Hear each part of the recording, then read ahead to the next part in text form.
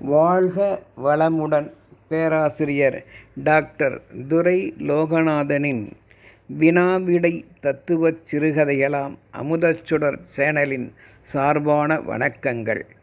என் கதைகள் பற்பல வெளிவந்திட உதவிடும் யூடியூப் நிறுவனத்தார்க்கும் உதவிடும் நண்பர்களுக்கும் என் கதைகளுக்கு நாளுக்கு நாள் பேராதரவு அளித்து வருகின்ற ரசிகப் பெருமக்களுக்கும் வாழ்த்துக்களும் வணக்கங்களும். என் கதைகள் பல கற்பனை வகை ஓட்டமே என்றாலும் ஏதோ ஒன்றை உணர்த்துவதற்காகவே. வாருங்கள், இன்றைய சிந்தனைக்குரிய கேள்விக்குரிய கதை தலைப்பாம் தெரிந்தா தெரியாமலா என்ற சிந்தனைக்குரிய தலைப்பை நோக்குவோம். சிவகங்கை மாவட்டத்தில் மரியாதையுடன் வாழ்ந்து வருபவர்தான் சிவனாண்டி என்கின்ற பெரியவர். இவரது மனைவி திருமதி புனிதவல்லிக்கு 24 வயதில் ஓர் ஆண்மகனும் 16 வயதில் ஓர் பெண்மகளும் வனிதா என்பவளும் மகாதேவன் என்பவர்களும் இருந்தனர். சிவனாண்டி உலக அனுபவம் மிகுந்தவர். யாரை வீட்டிற்கு எந்த நேரத்தில் எப்படி அழைத்து பேசி பழகிட வேண்டும் என்பதை நன்கு உணர்ந்தவர். அவரது வாழ்நாட்களில் தன்னிலும் உயர்ந்த நண்பர்கள் மற்றும் உறவினர்களை மட்டுமே வீட்டிற்கு அழைத்து பேசி உபசரிப்பார். நாவடக்கம் உடைய எவருமே இவரிடம் பேசி பழகி மகிழலாம். மகனும் மகளும் அவர்கள் விரும்பியபடியே அவர்களை படிக்க வைத்தும் திருமணங்களை நல்ல இடத்தில் நடத்தி வைத்தும் தன் கடமையை ஆற்றினார். தற்போது பணிவாய்ப்பு மற்றும் திருமணம் ஆனதால் மகன் மகாதேவன் செங்கல்பட்டு மாவட்டத்தில் வசித்து வந்தான் தன் குடும்பத்துடன். மகாதேவன் மிகவும் நல்லவன் என்றாலும் நல்லது கெட்டது தெரியாத நல்லவன் என்றே யாவரும் அழைக்கும்படி பார்வைக்கு தென்பட்டான். இவரது மனைவி திருமதி திலகாவோ அழகிய பெண், எல்லா வகையிலும் மிகவும் யதார்த்தவாதியான, சூதுவாது தெரியாத நல்ல அப்பாவி பெண்மணி என்றே யாவரும் அழைப்பர். திலகம் ஓர் குறையும் மகாதேவனுக்கு வைத்திடாமல் மாமியார் மெச்சிட ஊர் போற்ற வாழ்ந்ததுடன் மாமியார் புனிதவல்லியைப் போல் தன் கணவர்க்கு தாய்க்கு பின் தாரமாக விளங்கினாள். மாமியாரோ நல்ல சிநேகிதத்தை மட்டும் தனது கணவனார் சிவனாண்டியைப் போல் ஓரடி எட்டி நின்று நேசித்து வாழ வேண்டும் எப்பொழுதும் என்று யாவர்க்கும் அறிவுறுத்துவாள், மகனையும் மருமகளையும் சேர்த்தே. இவ்வாறு அறிவுறுத்தலுக்கு அடிபணிந்தனர் யாவரும் அன்பு கட்டளைகளால். மகாதேவனுக்கோ பெற்றோர்களின் நல்லாசியால் 2 பெண் பிள்ளைகளும் பிறந்து வளர்ந்தனர்.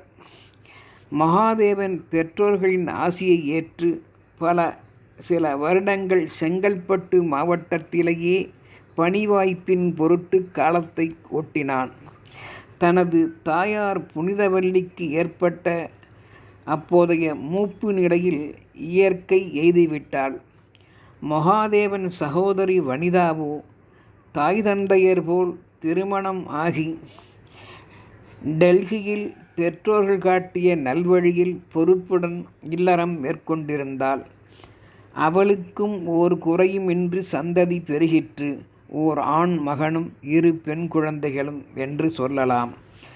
தனிமையில் வாழ்ந்த சிவனாண்டி மனைவி இறந்துற்ற பிற்பாடு சிவனே என்று எங்கும் செல்லாமல் சிவகங்கை மாவட்டத்திலேயே தன் இல்லத்தை விட்டு வெளியேறாமல் சிவசிவா என்ற நாமத்தை ஜபித்தபடி முடங்கி கிடந்தார் என்றே சொல்லலாம். ஆனால் இங்கு செங்கல்பட்டிலோ காலங்கள் உருண்டோடிட மகாதேவனுக்கு அவனையும் அறியாமல் சேர்வார் தோஷம் அதிகமாயிற்று. இவனது மனைவி திலகா மற்றும் மகள்களின் அன்பான உபசரிப்புகளின் பேச்சால் சில நண்பர்கள் மகாதேவனிடம் அதிகம் பாசம் காட்டி இவனது வீட்டிற்கே வந்து பல நேரம் யாவரையும் பார்த்தபடி விளையாட்டாய் தங்கள் மனம் போன போக்கில் பேசி பழகி மிகவும் அதிகப்படியாக எல்லாரையும் பாராட்டி புகழ்ந்து அவர்கள் உபசரிக்கும் காப்பி போன்றவற்றையும் அருந்தி ருசித்து அவர்கள் வெகு நேரம் எடுத்துக்கொண்டு இல்லத்தை விட்டு வெளியேறாமல் காலத்தை பற்றி கருதாமல் அமர்ந்திருந்து பிறகு வெளியேறுவர். அவ்வாறு வெளியேறிச் செல்லும் நண்பர்களின் போக்கே மகாதேவன் வீட்டிற்கு போதும் போதும் என்று ஆகிவிடும். இப்படித்தான் உலகில் சிலரது குடும்பங்கள் ஆகி தவிக்கின்றன என்று கூட சொல்லலாம். வழியில் கிடக்கும் கோடரிகளை எடுத்து காலில் போட்டு கொண்டது போல் ஆகிவிடுகின்றது பல குடும்பங்களுக்கு. ஒரு சில நண்பர்களின் தெரிந்தோ தெரியாமலோ செய்யும் காலத்தை வீணடிக்கின்ற அத்தகையோரின் அன்பு தொல்லைகள். வெளிப்படையாய் அவர்களையெல்லாம் வெறுத்து ஒதுக்க முடியாமல் திண்டாடினர் மகாதேவன் குடும்பத்தினர். உலகத்தில் சிலரும் அப்படித்தான் உள்ளார்கள். தனது தகப்பனார் சிவனாண்டியைப் போல் காலம் அறிந்து செயல்படவில்லை. தற்போதைய காலமாற்றத்தால் மகாதேவன் வாழ்க்கையில் முதல் கோணல் ஏற்பட்டது. வாழ்வியல் செயலில் அதிகம் பேசிடும் முரளி போன்ற ஒரு சில நண்பர்களின் யதார்த்த போக்கு நாளடைவில் கசாப்பு தன்மையாக, அதாவது தெளிவாகச் சொன்னால் கசப்பு தன்மையாக மாறி போயிற்று. அப்படி கசப்பு பதார்த்தமாக தங்கள் வாழ்க்கை மாறி போய்விடுமோ இவனால் என்ற பயமும் உள்ளுக்குள் ஏற்படாமல் இல்லை. ஒரு முறை மகனின் வாழ்க்கை ஓட்டம் எப்படி தற்போது உள்ளது என்று கண்டறிய தீபாவளி திருநாளன்று சிவனாண்டி செங்கல்பட்டிற்கு மகாதேவன் வீட்டிற்கு வந்திருந்தார், பண்டிகை நாள் என்பதால். அப்போது உறவினர் சிலரும் மகாதேவன் வீட்டிற்கு வந்து குழுமியிருந்தனர். உபசரிப்பு, காப்பி, பலகாரங்கள் தடபுடலாக நடைபெற்றது. அப்பொழுது சரியான நேரம் பார்த்து கரடி நுழைந்தது போல் அழைப்பு இல்லாமலேயே மகாதேவனின் நண்பன் துடிப்பான அதிகம் பேசிடும் முரளியும் வந்திருந்தான். வந்த அந்த முரளி பலரது முன்னிலை என்று கூட பார்க்காமல் பலரது முன்னிலையில் தன் உரிமையை மீறி ஒவ்வொருவரின் ஆடை, அணி, முகபாவ மலர்ச்சிகளை பலவாறு வழக்கம்போல் வெளிப்படையாய் புகழ்ந்து தள்ளிக்கொண்டே ஐஸ் வைத்தான். காப்பியை இறுதியில் ருசித்தவன் நண்பனின் மனைவி திருமதி திலகாவை பார்த்து, இன்று இந்த காப்பி ஓஹோ, ஏதோ ஒரு வகை காப்பி போல் இல்லாமல் இன்று மட்டும் அலாதியாய் அம்சமாய் உள்ளதே என்றான் வியப்புடன். அத்துடன் நிறுத்தவில்லை. நீ கொடுத்து வைத்தவன்தான் நண்பா என்றான் மகாதேவனை பார்த்து. மகாதேவன் தன் மனைவியை முரளி போல் வெளிப்படையாய் பாராட்டியதோ புகழ்ந்ததோ இதுநாள் வரையில் நேரடியாக இல்லை. எல்லாம் மனதுக்குள் ரசித்து மகிழ்வான். இன்று தான் அவ்வாறு முரளியைப் போல் வெளிப்படையாக பேசிடவில்லை என்று திலகா உள்ளுக்குள் தன்னையும் நினைப்பாளோ என்ற தேவையில்லாத கவலையும் மகாதேவன் மனதுள் முதல் முறையாக ஏற்பட்டுவிட்டது. யதார்த்தவாதியான திருமதி திலகாவிற்கு மிகவும் மகிழ்ச்சி ஆயிற்று முரளியின் மறைக்காமல் பேசிடும் பாராட்டு போக்கில்.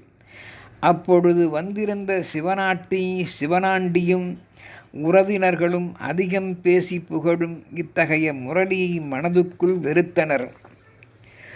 முரளி போன்ற குடும்ப உறவுக்குள் தேவையில்லாமல் அடிக்கடி இடையே வரும் நண்பர்கள் அளவோடு பேசி இடம் பொருள் ஏவல் அறிந்து அடக்கமாய் நடக்கலாமே என்றும், அந்த முரளியானவன் வீட்டை விட்டு வெளியேறியதும் மகாதேவனுக்கு புரியும்படியாக தனிமையில் அறிவுரை கூறினர் தந்தையார் உறவினர்களுடன் சேர்ந்து கொண்டு.